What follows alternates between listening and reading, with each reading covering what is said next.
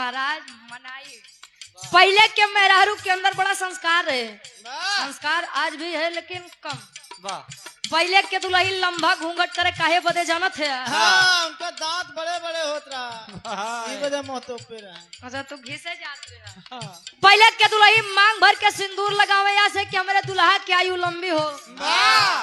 वो दुल्हन अपने आप को बड़ी किस्मत वाली समझती है जो सुहागन बनकर आई है और सुहागन बन के इस दुनिया से चली गई। अरे वाह, आज के दुल्ही तनी सा टिक ली है, जाना था के था बदे ये मरल जल्दी जाए दूसरे के।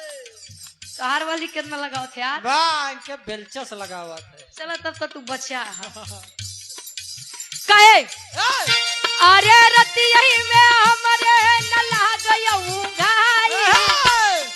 दुल्हा हो का हो,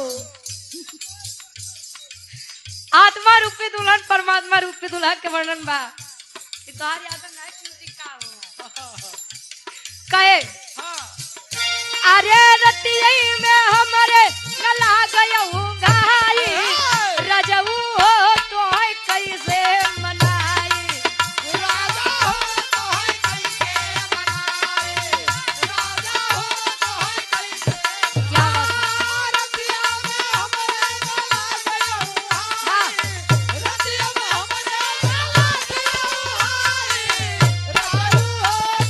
कैसे मनाई।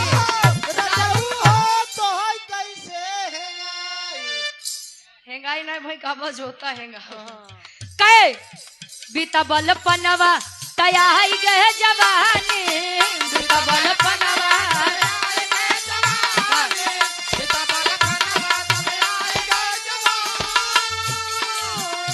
अरे रही रही के रही रही के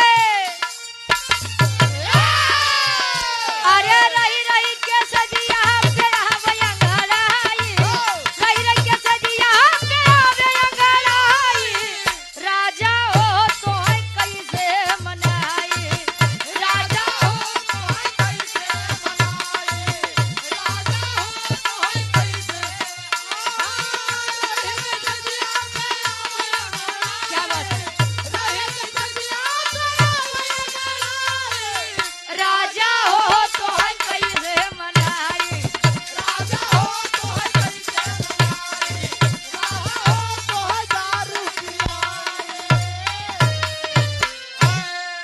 मतलब तू नहीं एक मेहरारू सोचत हमार दुल्हन नशा पता ही नहीं करे इनकर वाली लागत पूछा गा बजावे का सुनो में कोनो भी गलती कसूर बहु है। आप लोग अपन लड़किया बच्चा समझ के माफ